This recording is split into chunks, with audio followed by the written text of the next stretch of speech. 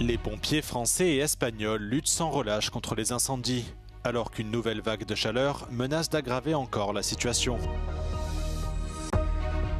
Au Portugal, 6 mois après le passage de la tempête Christine, la ville de Leiria est toujours sinistrée. De nombreux habitants se sentent abandonnés par l'État. Malgré une hausse de ses bénéfices au deuxième trimestre, le constructeur allemand Mercedes-Benz réduit ses prévisions de vente face à la faiblesse du marché chinois.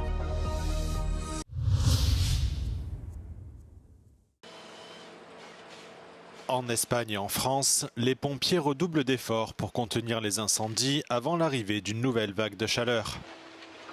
L'immense feu en Gironde, qui a contraint des centaines de milliers de personnes à évacuer, est resté stable mardi matin. Mais les autorités avertissent que le feu pourrait se raviver sous l'effet des températures extrêmes prévues cette semaine en France. Emmanuel Macron a annoncé que le deuxième incendie majeur dans les Landes était maîtrisé, mais restait également une menace.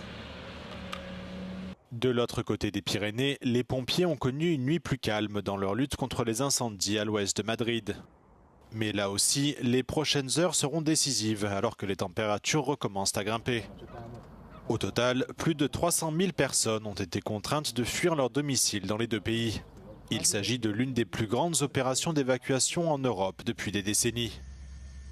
Le Portugal n'est pas non plus épargné. Plusieurs incendies s'étant déclarés dans le nord et le centre du pays. Plus de 1000 pompiers sont mobilisés pour lutter contre les flammes. L'Union européenne a activé son système d'intervention d'urgence pour venir en aide à la France et à l'Espagne. Mais alors que des conditions extrêmes menacent d'autres pays d'Europe, Bruxelles avertit que ces incendies dépassent les capacités de l'Union et que les moyens pourraient bientôt être nécessaires ailleurs.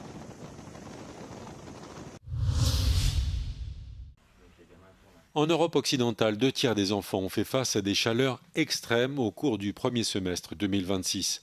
Le chiffre est révélé dans le rapport de l'Organisation de défense des droits de l'enfant Save the Children. C'est 3 fois plus que dans les 12 mois de 2025. En Allemagne, le nombre d'enfants exposés à une chaleur extrême au cours des 6 premiers mois de l'année a dépassé celui des 5 dernières années réunies. Entre janvier et juin 2026, 10 millions d'enfants britanniques ont été exposés à des chaleurs extrêmes et c'est davantage que le total enregistré au cours de n'importe quelle année depuis 1996. La croissance des enfants les rend plus vulnérables à la chaleur, leur capacité à réguler leur température corporelle est moindre que celle d'un adulte.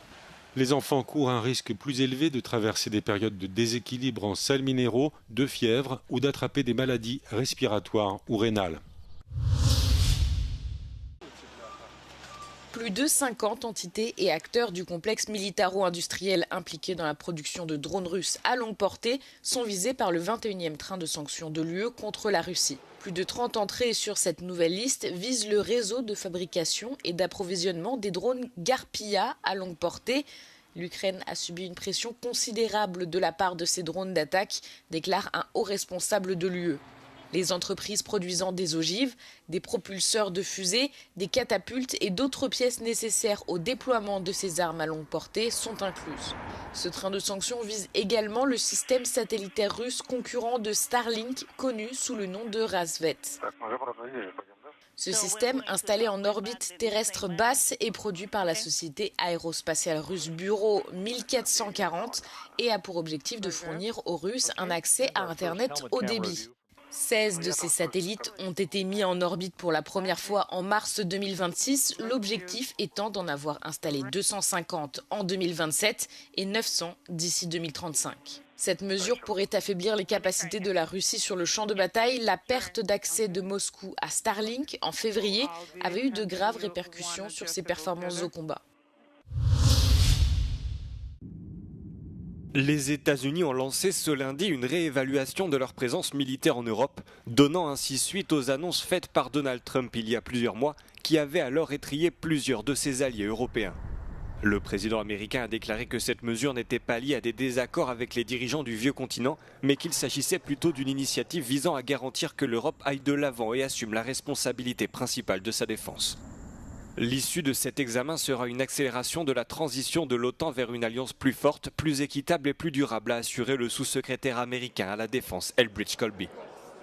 Cette initiative intervient un mois après que le secrétaire à la défense Pete Hegseth a annoncé à ses alliés de l'OTAN l'intention de Washington de retirer des troupes. On ignore encore où les États-Unis maintiendront une présence militaire et où les réductions auront lieu, Pete Hegseth ayant vaguement indiqué à l'époque que, je cite, « certains pays échoueront et d'autres réussiront haut la main ». L'Allemagne, l'Espagne et l'Italie, dont les dirigeants ont tous eu des désaccords avec Donald Trump, font partie des pays où les États-Unis ont annoncé leur intention de réduire leur présence. Cette révision, dont la durée n'a pas été précisée, pourrait déboucher sur de nouvelles réductions, alors que l'administration Trump continue d'adopter une position critique à l'égard de ses alliés européens.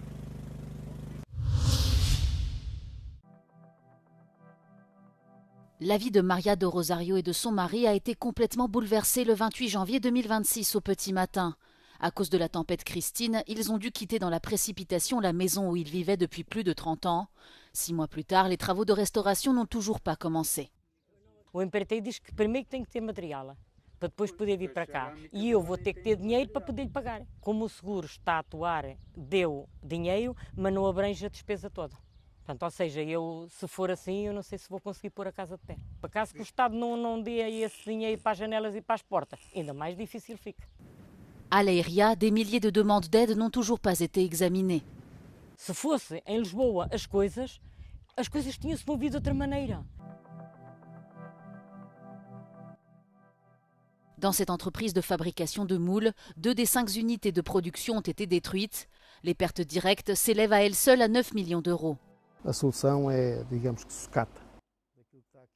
Plusieurs machines étant irréparables, l'entreprise ne fonctionne qu'à 30% de sa capacité. As linhas de financiamento foram lançadas, na minha opinião, foram bluff. Se eu quiser ir às linhas do Estado de apoio, eu vou criar mais dívida. É dinheiro que nós vamos ter de pagar algum dia, não é dado. Même ceux qui viennent en aide à la population ressentent l'absence de l'État. La caserne de pompiers locale a été reconstruite grâce à des dons de particuliers. Logo nos primeiros 3-4 dias veio aqui ao nosso quartel o Sr. Presidente da República, o Sr. Ministro da Administração Interna, alguns secretários de Estado. Disseram-nos que podíamos avançar, que podíamos contar com o apoio deles, mas até o momento nem um único papel a dizer ou que contávamos ou que não contávamos, ou com €1 ou sem euro nenhum. La mairie de Leiria estime que la tempête a abattu jusqu'à 8 millions d'arbres. Les zones situées entre la Pinède et les villages doivent encore être déblayées, faute de main-d'œuvre suffisante.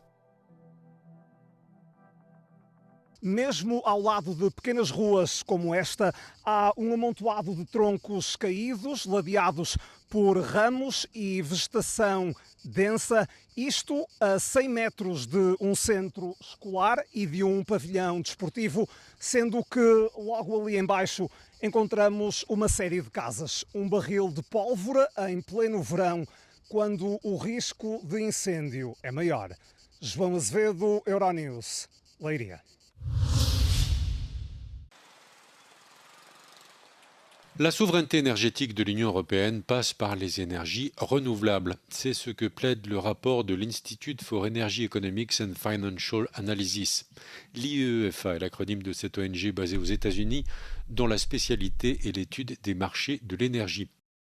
Selon leurs analyses, le développement de l'éolien, du solaire et des pompes à chaleur a permis à l'UE en 2024 de réduire des 2/3 les importations de GNL en provenance du Qatar. L'ONG estime que l'UE pourrait encore réduire d'1/4 ses importations de gaz d'ici 2030.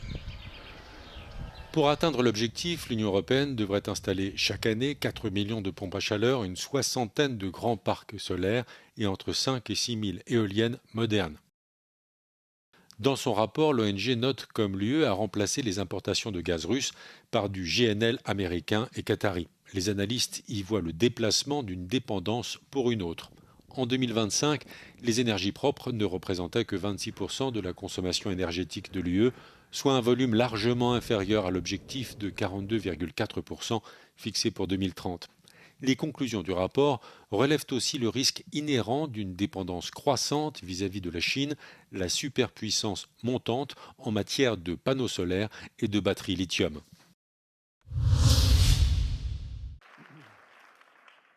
C'est un pas supplémentaire pour faire de X une plateforme à tout faire, comme le souhaite son principal actionnaire Elon Musk.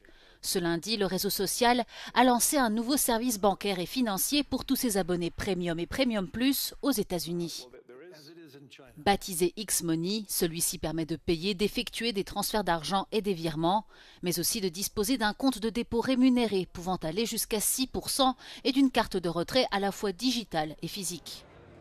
Le service s'appuie sur des fonctionnalités testées en juin dernier permettant aux clients de détenir des dépôts auprès de Cross River Bank avec une assurance pouvant aller jusqu'à 250 000 $.